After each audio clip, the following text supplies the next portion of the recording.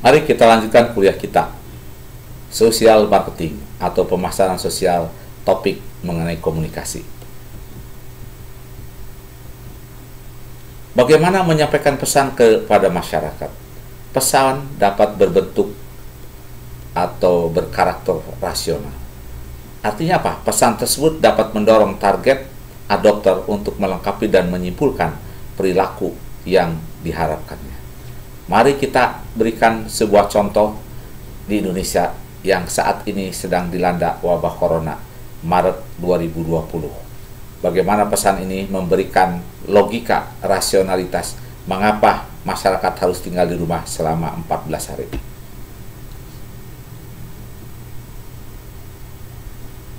Pentingnya menerapkan self-isolation untuk cegah penularan corona. Seperti yang kami kutip di kumparan.com, Presiden Jokowi telah menganjurkan masyarakat untuk berkegiatan di rumah dan mengurangi beraktivitas di luar rumah demi mencegah penyebaran rantai virus corona. Sejumlah kepala daerah di Indonesia juga mengatakan hal yang sama. Kegiatan mulai dari bekerja, sekolah, hingga beribadah dalam keadaan darurat corona seperti saat ini menjadi peringatan bagi masyarakat. Mungkin orang-orang bertanya, kenapa sih harus libur? Atau bekerja serta belajar dari rumah selama 14 hari? Bahkan kebijakan 14 days self-isolation ini banyak diterapkan di beberapa negara. Begini, masa 14 hari dinilai sebagai waktu yang cukup untuk memutus rantai penyebaran virus corona. Ketika seseorang kontak dengan apapun yang bisa menginfeksinya dengan COVID-19, maka harus ditunggu minimal 14 hari. Jika tidak terjadi apa-apa, maka orang itu aman. Perlu dicatat bahwa libur 14 hari ini bukan berarti bebas bepergian kemana saja. Libur 14 hari ini digunakan untuk diam di rumah atau lingkungan sekitar tanpa berinteraksi dengan orang banyak. Hal inilah yang terkadang disalahartikan. Contohnya, seorang anak mulai libur tanggal 16 Maret selama 14 hari. Dia akan masuk sekolah lagi pada hari ke-15. Namun ternyata anak ini dan keluarganya menggunakan waktu libur itu untuk jalan-jalan, mengunjungi kumpulan orang, ke tempat wisata, ke mal, mengunjungi saudara yang jauh, dan lain-lain. Seandainya dia jalan-jalan di hari ke-10 dan tertular COVID-19 di tempat yang ia kunjungi, mungkin pada hari ke-14 atau 15 belum ada tanda-tanda dia sakit. Tetapi dia sudah membawa COVID-19 di tubuhnya dan berpotensi menularkannya pada teman-teman di lingkungan sekolahnya. Jika dia masuk sekolah pada hari ke-15 dan seterusnya, maka 14 hari libur sekolahnya itu tidak ada gunanya. Penularan terjadi juga di sekolah.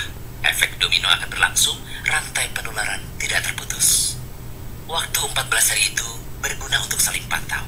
Jika ada orang yang menunjukkan gejala-gejala menderita serangan COVID-19, bisa segera ditangani dan penularan di-stop hanya pada dia, karena dia tidak kontak dengan orang lain dalam 14 hari itu. Dan tahukah Anda, ternyata metode self-isolation ini telah Rasulullah SAW perintahkan sejak dulu. Jika suatu negeri terkena wabah lewat sabda beliau dalam hadis dari Usamah bin Zaid radhiyallahu anhu, dari Nabi SAW, beliau bersabda, apabila kalian mendengar wabah taun melanda suatu negeri, maka janganlah kalian memasukinya. Adapun apabila penyakit itu melanda suatu negeri, sedang kalian ada di dalamnya, maka janganlah kalian keluar dari negeri itu. Ya, Islam telah memberi solusi. Apabila suatu daerah terkena wabah, tempat itu diisolasi. Orang yang berada di luar tidak boleh masuk, dan yang berada di dalam tidak boleh keluar darinya. Inilah solusi Islam sejak kedatangannya 1441 tahun yang lalu. Pada babak inilah, kesadaran utama yang harus dibangun adalah menularkan semangat kolaborasi dan solidaritas seluruh warga masyarakat. Semua orang harus bekerja sama. Semua warga Indonesia harus membantu, kompak, yaitu patuh untuk tidak kemana-mana dalam 4 hari itu, kecuali untuk hal-hal yang sangat perlu. Namun, perlu diketahui bahwa masa 14 hari self-isolation ini bisa bertambah lama tergantung kebijakan dari otoritas kesehatan setempat. Mari kita bersatu melawan COVID-19 untuk diri kita, keluarga, negara, dan seluruh dunia. Nah, demikianlah latar belakang rasionalitas mengapa masyarakat diminta untuk tinggal di rumah selama 14 hari. Pentingnya Berikutnya, pesan dapat disampaikan secara emosional. Apakah menggunakan pesan rasa khawatir atau pesan dapat disampaikan secara positif? Mari kita lihat pesan berikut ini.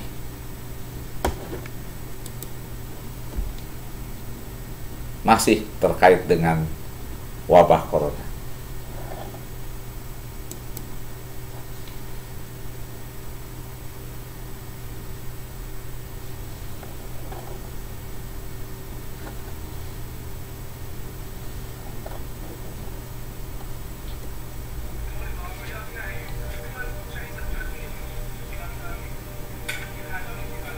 Nah, perhatikan seorang perawat sedang mendatangi seorang pasien positif corona.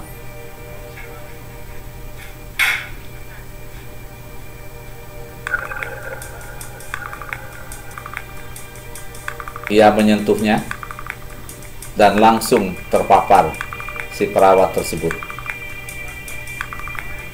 Kemudian perawat tersebut meninggalkan ruangan dan memaparkannya kepada tempat sampah.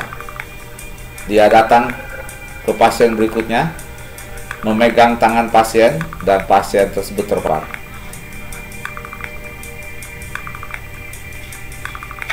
Dia memegang alat elektronik dan terpapar pula alat elektronik tersebut. Kemudian istri dari pasien juga terpapar oleh corona.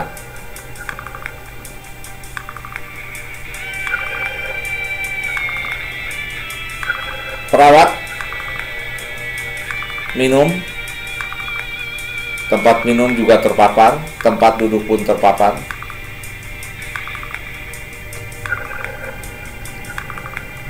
Ada perawat tempat yang sama juga terpapar. Dia memegang peralatan komputer juga terpapar oleh corona.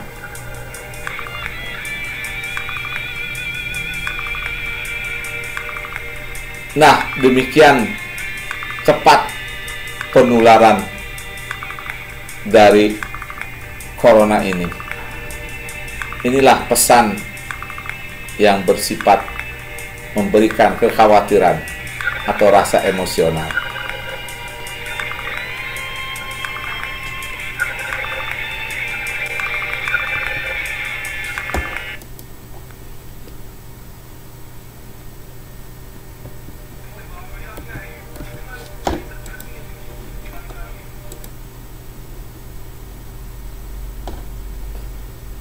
Nah, pesan juga dapat disampaikan dengan pesan positif. Mari kita lihat pesan tersebut.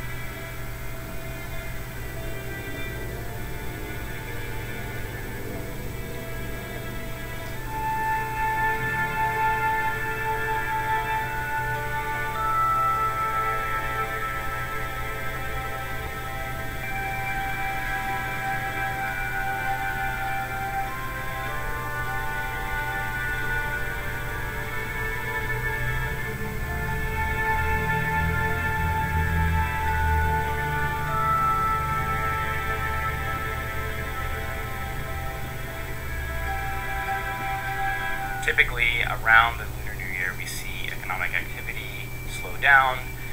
As a result, emissions decrease. Usually that only lasts about a week, and then emissions rise again. This year, we're seeing a prolonged state of that holiday level of emission.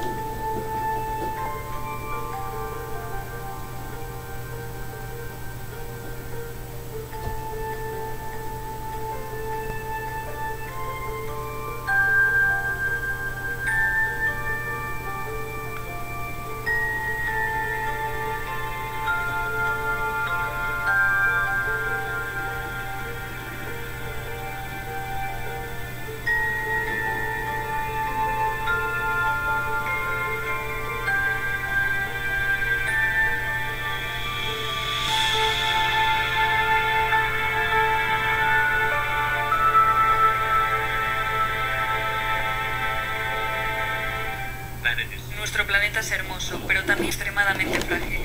Y creo que ahora hay mucha gente.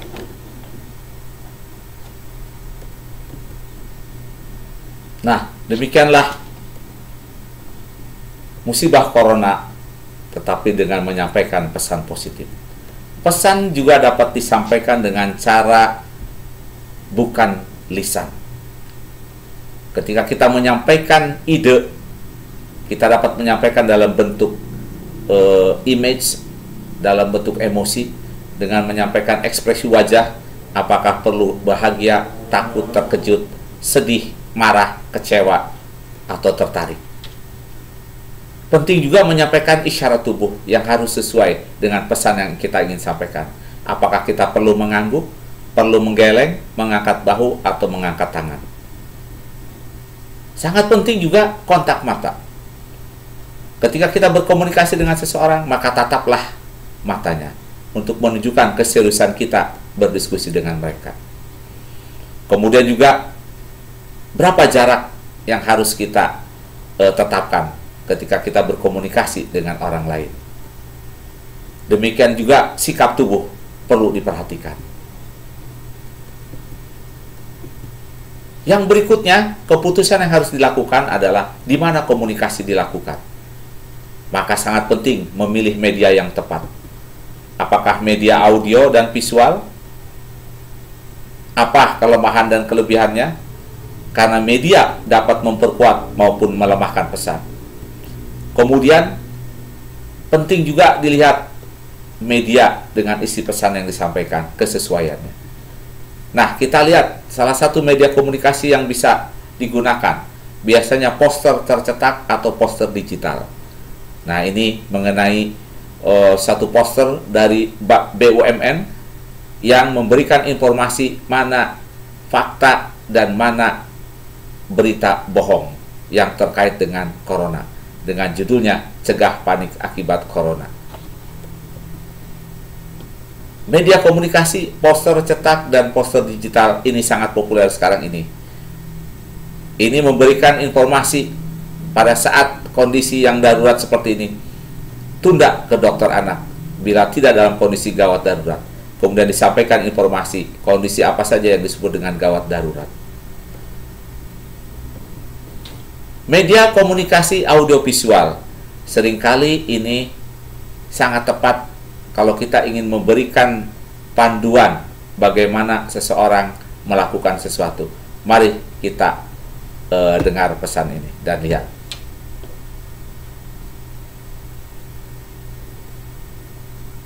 Halo, saya Dr. Nahla.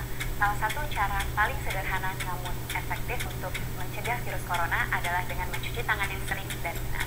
Nah, saya akan menunjukkan cara mencuci tangan yang benar sesuai anjuran WHO. Nah, kita mencuci tangan dengan sabun hanya membasuh area telapak tangan, seperti ini. Padahal bisa kita lihat, kalau kita hanya menggunakan seperti itu, masih banyak area yang tidak terpapar oleh sabun, seperti sela-sela jari dan di punggung tangan. Oleh karena itu, yang harus kita lakukan adalah dengan memulai dengan telapak tangan, kita bisa hitung 1, 2, 3, 4. Lalu punggung tangan 1, 2, 4. Sebaliknya 1, 2, 3, 4. Kita bisa lihat ujung-ujung jari masih belum terkena, jadi kita seperti ini. 1, 2, 3, 4. Ini bisa kena langsung banyak. Lalu ibu jari juga masih belum terkena sabun, kita juga basuh dengan sabun seperti ini. Lalu masih ada, kita lihat benar-benar di ujung jari ini belum terkena, kita juga lakukan seperti ini supaya juga bagian bawah kuku terkena. 1, 2, 3, 4. Kalau kita lihat sisi sebelah sini juga masih